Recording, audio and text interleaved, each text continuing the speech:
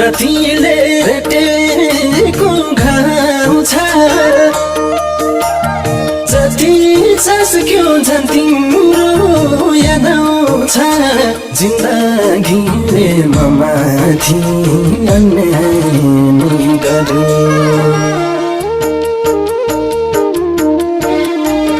भेटेको घाउ छ जति सासक्यो झन् तिम्रो याद आउँछ जिन्दगीले ममाथि अन्याय गर्यो